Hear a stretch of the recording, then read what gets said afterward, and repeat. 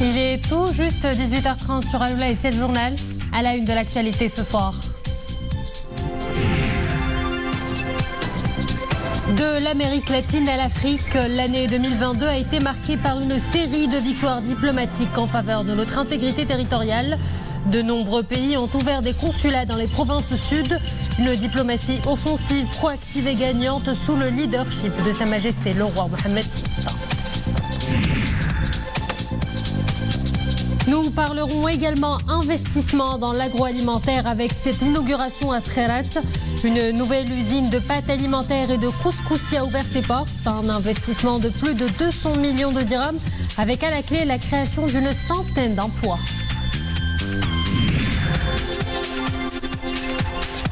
Enfin, de journal, immersion dans l'un des témoins de l'histoire de l'artisanat marocain, Foundouk Ben Issa, situé au cœur battant de la rue des Consuls. Cet espace a été réhabilité, plus verdoyant, ouvert et vibrant de vie. Il accueille des touristes venus de tous bords. Bonsoir à tous. Vous en parlez hier déjà, le haut représentant de l'Union européenne pour les affaires étrangères et la politique de sécurité, vice-président de la Commission européenne, Josep Borrell, est au Maroc. Une visite de travail lors de laquelle il s'est entretenu hier avec le chef du gouvernement Aziz Akhnouch. L'occasion pour les deux parties de mettre en avant leur volonté conjointe d'approfondir le dialogue et la coopération dans le cadre de leur partenariat stratégique. Le chef de la diplomatie européenne s'est également entretenu avec le ministre des Affaires étrangères, de la coopération africaine et des Marocains résidant à l'étranger, Nasser Bourita. Lors de cet entretien, Josep Borrell a réitéré l'engagement de l'Union européenne pour accompagner le Maroc dans le chantier de réformes structurelles important lancé selon la vision de Sa Majesté le roi Mohammed VI. Et au sujet de notre intégrité territoriale, le chef de la diplomatie européenne n'a pas manqué de valoriser les efforts sérieux et crédibles du Maroc pour trouver une solution à ce différend régional.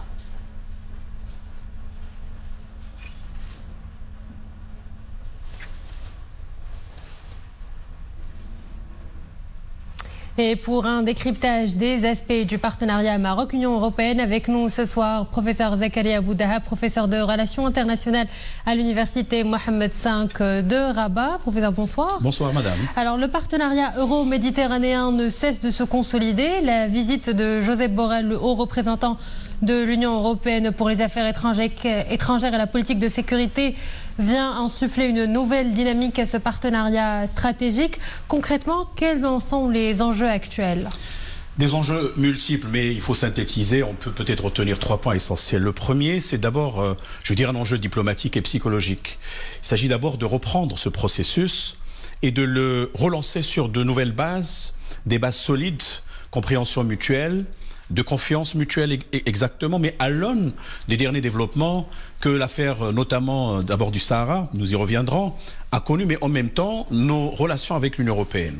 Et on sait très bien que ce sont des relations qui sont multisectorielles, qui sont multidirectionnelles. Rien que 2022 a connu la visite de pas mal de 6 commissaires européens, y compris la présidente de la Commission européenne, Madame Ursula von der Leyen, avec la conclusion d'un certain nombre de partenariats, notamment le partenariat vert et d'autres qui s'annoncent à l'avenir. Deuxième point essentiel, à mon sens, c'est le contenu politique, évidemment avec les dimensions économiques et financières.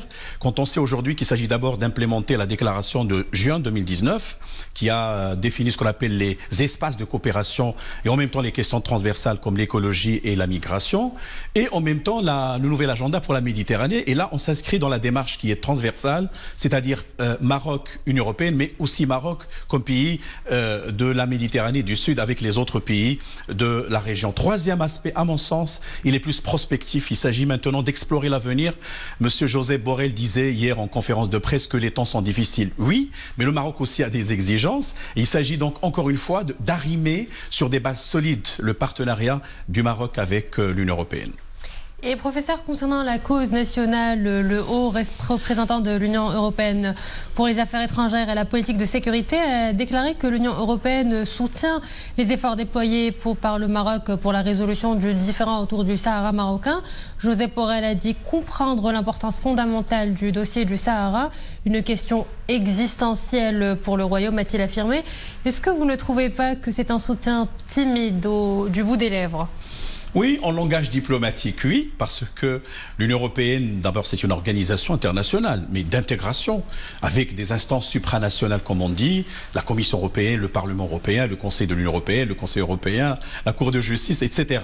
Et lorsque le haut responsable qu'est Josep Borrell s'exprime, il va le faire dans le cas d'un mandat qui est arrêté. Et normalement, quand l'Union européenne, de façon générale, dit qu'elle allait considérer que le plan marocain d'autonomie comme étant crédible et sérieux, et ne fait que s'aligner sur la démarche du Conseil de sécurité adoptée depuis 2007. L'essentiel, c'est de garder cette neutralité plus ou moins positive, dans le sens où tout le monde le sait aujourd'hui qu'on ne pourrait pas imaginer une solution en dehors de ce plan marocain d'autonomie. Peut-être à dose homéopathique à l'avenir, nous allons tenter de faire pousser un peu les lignes de démarcation par rapport à cette position, mais n'oublions pas que, et ça a été dit hier par M. Nasser Bourita en conférence de presse, qu'il y a des organes malheureusement qui sont un peu politisés, qui adoptent parfois des positions qui ne sont pas conformes aux intérêts bien compris du Maroc, mais en même temps il y a cette affaire qui est en cours de traitement par la Cour de justice de l'Union européenne. Donc il faut absolument noter ici que quand on parle de la position européenne, ce sont les organes dits politiques responsables directement de ce partenariat,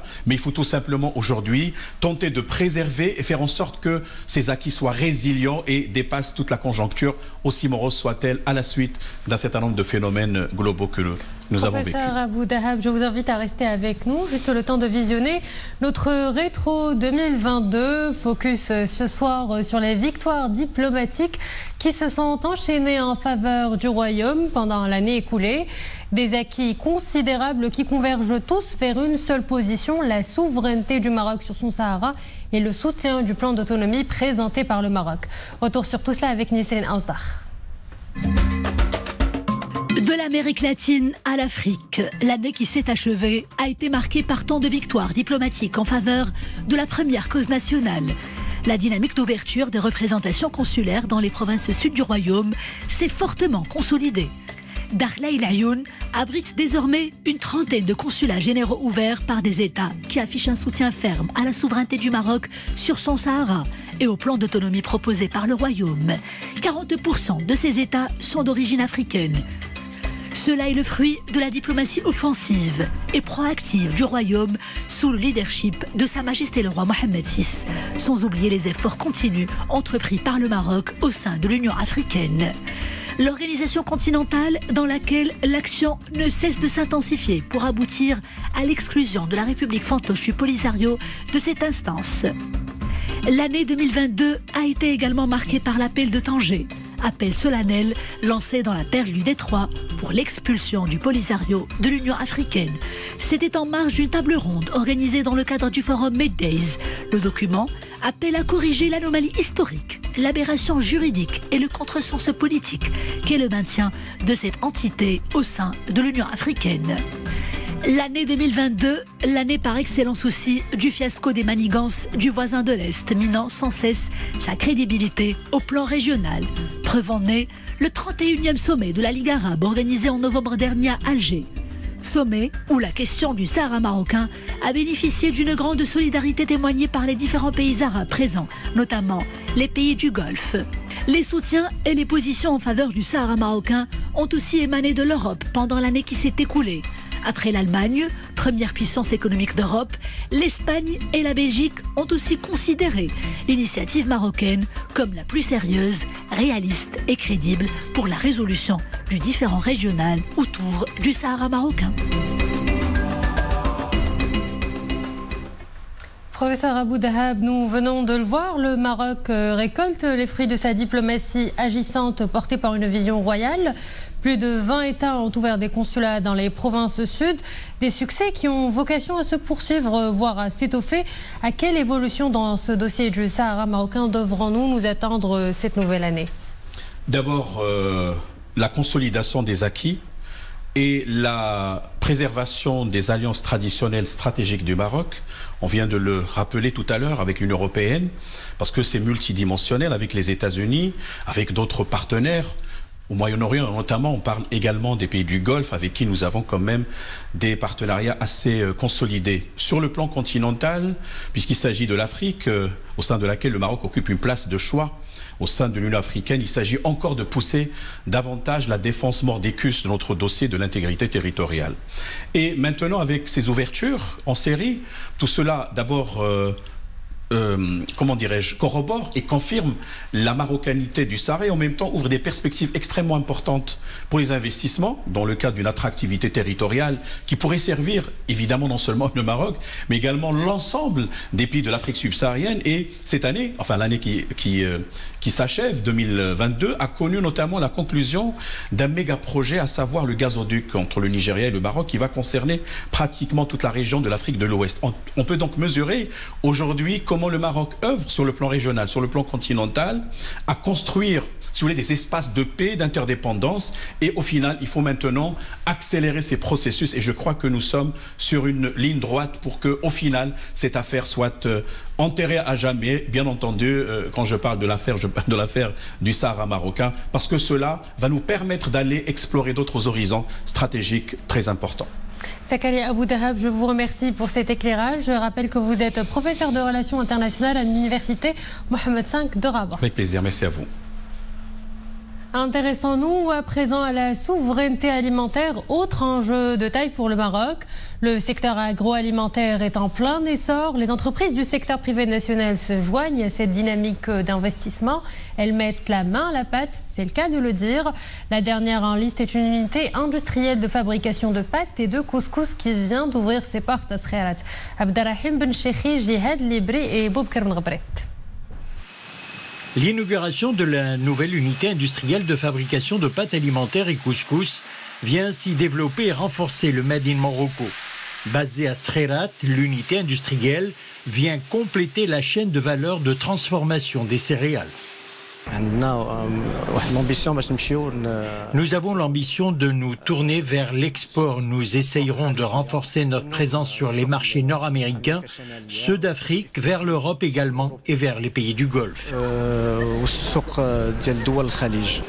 Ce projet a fait l'objet d'une convention d'investissement signée entre l'État et la société dans le cadre du contrat-programme pour le développement des industries agroalimentaires 2017-2021. Il vient aussi confirmer la dynamique d'investissement que connaît le secteur de l'industrie des pâtes alimentaires et couscous dans notre pays. L'unité industrielle viendra renforcer le marché intérieur. Elle nous permettra également de saisir les opportunités qui nous seront offertes pour exporter nos produits. Eu égard à la dynamique du secteur des pâtes, couscous et céréales, d'autres projets d'investissement sont en cours de réalisation, notamment le projet d'extension de la semoulerie qui nécessitera un investissement de 250 millions de dirhams et la création de 80 nouveaux emplois. C'est l'antre de l'artisanat à Rabat. Je vous parle du Fondouk Ben Issa, situé au cœur de la rue des Consuls. Il y a quelque temps de cela, cette mémoire vivante a été réhabilitée. Passage obligatoire pour les touristes, le Fondouk arbore désormais un tout nouveau visage plus verdoyant. L'immersion est signée Iman Evlou. Coloré et historique, Fondouk Ben Issa est un lieu qui respire l'authenticité et la créativité de ceux qui le peuplent. Des artisans de talent, gardiens d'un savoir-faire ancestral inimitable. Abdallah Jgar est l'un de ces maîtres artisans qui connaît les coins et recoins de ce site implanté au cœur de la célèbre rue des Consuls de la capitale. Après des travaux de restauration, le Fondouk retrouve une nouvelle vie, de nouveaux visiteurs aussi. Maintenant que le site est réhabilité, les artisans travaillent dans de meilleures conditions. Il y a de l'affluence de la part des visiteurs étrangers surtout. Des visiteurs émerveillés et admiratifs d'un patrimoine conservé et perpétué. Un passage incontournable dans le circuit de la visite touristique de Rabat. C'est génial parce qu'on voit que toutes les choses sont très originales, sont merveilleuses, sont faites par des artisans. Et donc, voilà, pour nous, c'est le deuxième jour de notre vacances au Maroc et on pense que c'est super. Ce site recèle des merveilles. C'est un bel héritage que les Marocains savent si bien conserver et partager avec tout le monde. Les touristes ne sont pas les seuls visiteurs du lieu. des artistes de tous bords s'y perdent avec beaucoup d'entrain et d'emballement. Ils se laissent guider par les senteurs et les couleurs d'un lieu de mémoire qui fait la fierté des enfants de Rabat. Beaucoup d'histoire, beaucoup d'inspiration. Le lieu respire l'histoire. Il nous inspire beaucoup. Je suis ici avec des artistes contemporains qui partagent une passion infinie pour l'artisanat marocain. Nous sommes fiers de notre patrimoine et nous voulons rassembler des créateurs autour de ces trésors et même des enfants par l'organisation d'ateliers et d'expositions.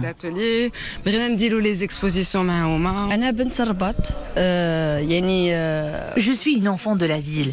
Je suis très contente que ce fondouk soit rénové. Il est important de faire connaître notre patrimoine aux jeunes générations. Ce lieu abritera des résidences artistiques. Il y a un véritable engouement pour ce lieu qui suscite l'intérêt et la curiosité de beaucoup d'artistes. Une nouvelle vie s'offre à ce repère de la Médina de Rabat. Un legs d'histoire qui continue de célébrer fièrement la mémoire de la cité impériale dans cette zone de négoce et de négociation d'autrefois. Un mot de sport, la sélection nationale prendra part pour la 8e fois de son histoire au championnat du monde de handball. Une grand-messe sportive qui se tiendra du 11 au 29 janvier en Suède et en Pologne. Le sélectionneur national Nourdine Bouhdioui compte sur un groupe de 16 joueurs dont 6 professionnels actifs, 5 en France et 1 en Arabie Saoudite.